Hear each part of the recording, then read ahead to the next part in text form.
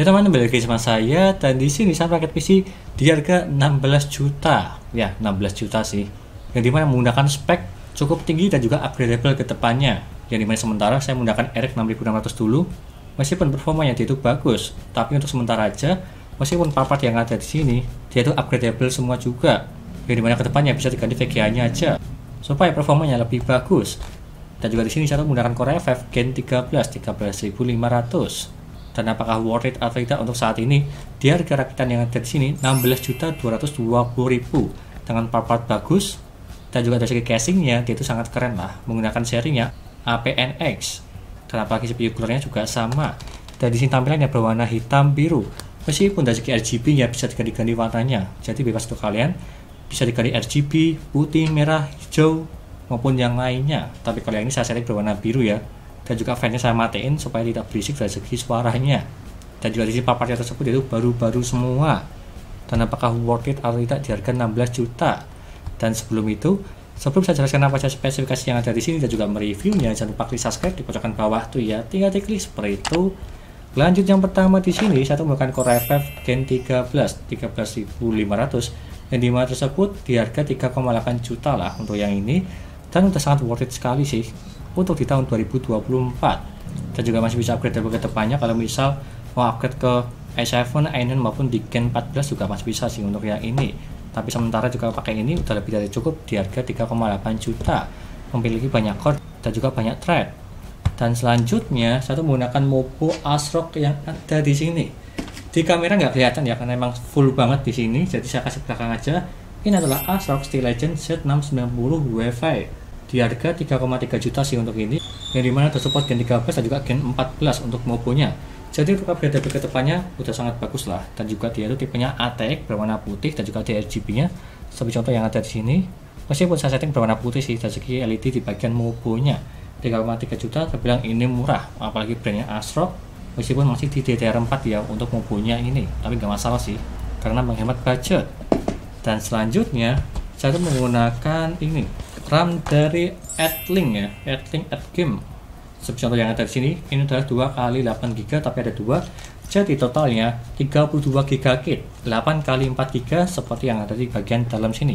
Dia itu full slotnya di kecepatan 3200 MHz. Jadi udah lumayan banget lah, 32 GB meskipun tidak memakai yang 2 kali 16 GB ya. Supaya tampilannya full berwarna hitam seperti contoh yang ada di sini, saya pakai yang 4 kali 8 GB supaya lebih rame dan juga full berwarna hitam semua. Untuk yang ini di harga 1.100.000 untuk RAM-nya 32 GB kit dari Adlink. Dan selanjutnya saya menggunakan GPU dari XFX RX 6600 di harga 3.050.000.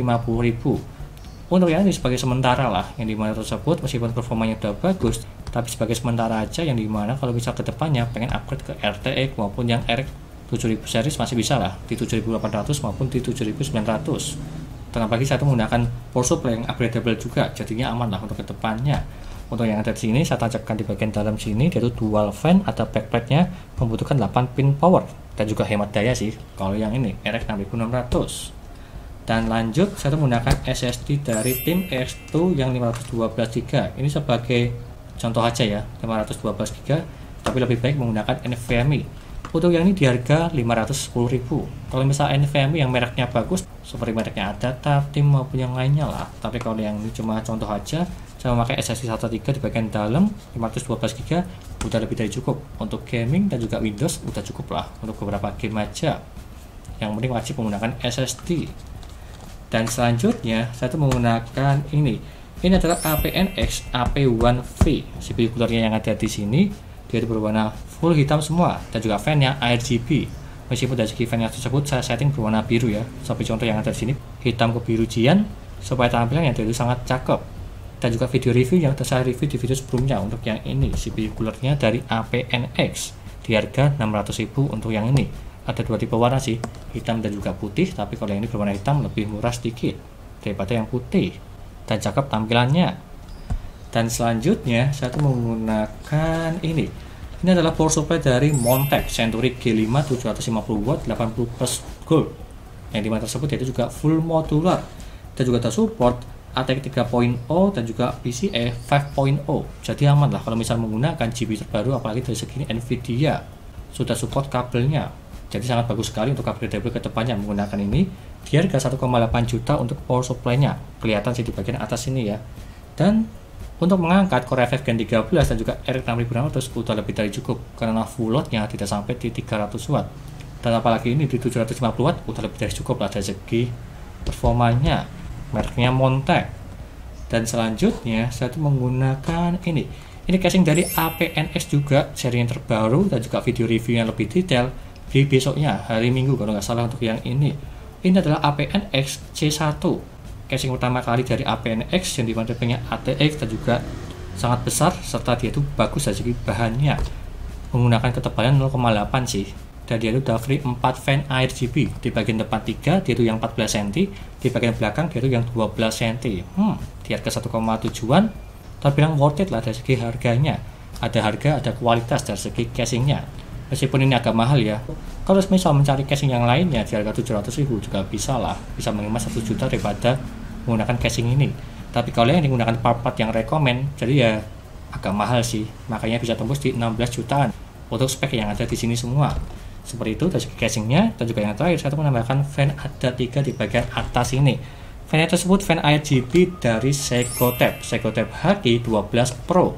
Yang dimana tersebut udah saya review di video sebelumnya atau rakitan di video sebelumnya lah. Dia menggunakan kabel yang kecil sehingga tidak ramai di bagian perkabelan di bagian atas ini.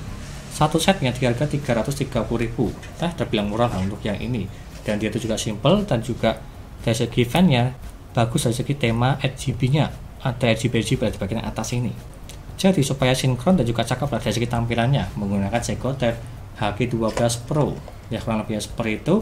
Untuk part-part yang ada di sini, apakah ini worth it atau tidak? PC pertimbangkan untuk gaming live streaming dan juga upgradable ke depannya, serta menggunakan tipe yang casing besar banget dan sangat menarik sih, berwarna hitam dan juga biru cian di harga 16 jutaan. Silahkan komen aja nanti di bawah apakah ini worth it atau tidak. Tapi sebelum itu kita tes saja dari segi review gamingnya dan juga dayanya serta suhunya yang ada di sini apakah bagus atau tidak performanya. Itu aja. Lanjut ke pengujiannya. Yuk.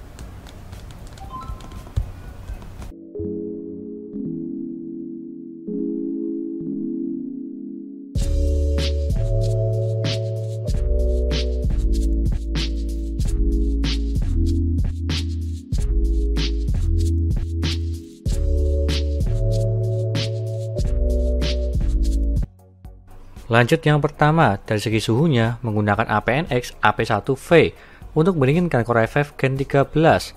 Minimal yang mendapatkan di 31 derajat, terbilang ini dingin. Dalam posisi tidak ngapa-ngapain di desktop diem aja, di 30-an kecil ini terbilang bagus.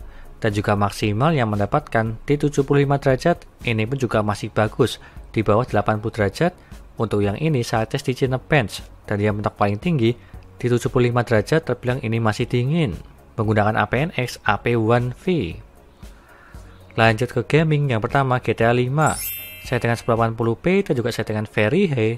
Dia itu mendapatkan di 187 fps, terbilang ini lancar jaya, yang dimana sebenarnya dia itu bisa lebih fps-nya. Seperti contoh yang ada di sini, dia itu mentok di 187 fps. Dan apalagi di game GTA Roleplay juga masih aman lah untuk yang ini speknya. Lanjut ke RDR2, settingan 1080p dan juga settingan high mendapatkan di 89 fps. Terbilang ini lancar. Di settingan high, settingan paling aman, masih mendapatkan di atas 60 fps di gamenya RDR2. Lanjut ke Need for Speed Heat, settingan 1080p dan juga settingan high mendapatkan di 108 fps. Ini pun lancar jaya. Dan kalau semisal di settingan ultra, bisalah mendapatkan di 60 fps-an di gamenya Need for Speed Heat. Tapi tergantung selera kalian ya, pilih settingan high maupun settingan ultra di gamenya ini. Lanjut ke Tom Clancy Rainbow Six Siege, settingan 1080p dan juga settingan ultra, dia itu mendapatkan di 289 fps. Terbilang ini lancar jaya, hampir menyentuh di 300 fps di settingan rata kanan. Sama seperti di game Valorant, sama-sama ringan lah untuk gamenya, meskipun lebih ringan di gamenya Valorant. Lanjut ke Shadow of the Tomb Raider, settingan 1080p dan juga settingan ultra mendapatkan di 107 fps. Ini pun lancar jaya, settingan rata kanan mendapatkan di atas 100 fps di gamenya Shadow of the Tomb Raider. Dan kalau semisal untuk live streaming masih bisa lah untuk gamenya ini. Lanjut ke Assassin's Creed Valhalla. Settingan 1080p dan juga settingan very high, dia tuh mendapatkan di 86 fps. Ini pun settingan paling aman, masih mendapatkan di atas 60 fps di gamenya Assassin's Creed Valhalla. Dan apalagi di settingan rata kanan untuk yang ini.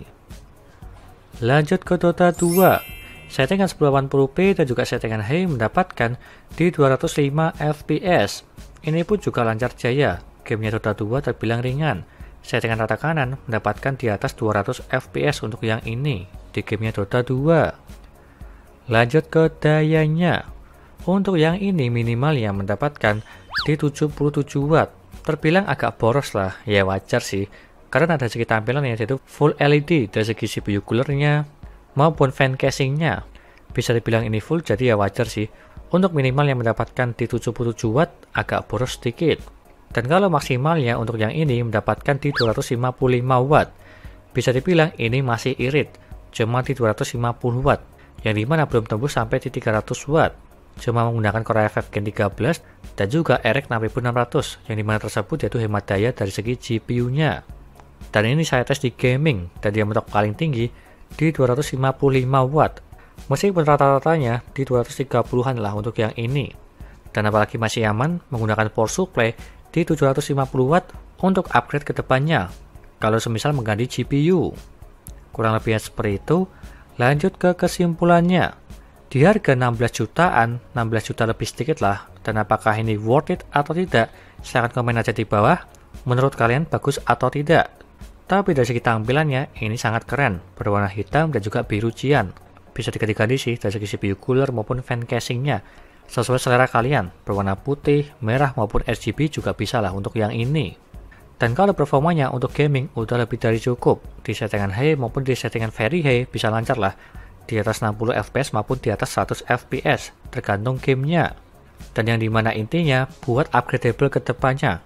Kalau semisal mengganti GPU maupun di prosesor juga bisa sih.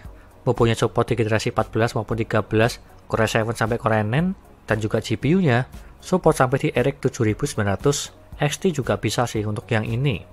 Maupun di serinya Nvidia di RTX 3070 maupun di atasnya. Kurang lebihnya seperti itu, dan semua listnya ada di sini. Dan juga semua linknya ada di deskripsi. Silahkan beli aja kalau berminat untuk part-part yang ada di sini semua. Menggunakan Core i5 Gen 13 dan juga RX 6600 tipenya upgradable serta tampilan keren berwarna hitam biru cian. Dan sekian dari saya, jangan lupa like dan subscribe serta nantikan video lainnya mengenai review papat PC dan juga rakit PC Intel maupun AMD gaming maupun editing. Dan juga jangan lupa share ke teman-teman kalian yang pengen rakit PC, tinggal DM aja. Terima kasih sudah nonton.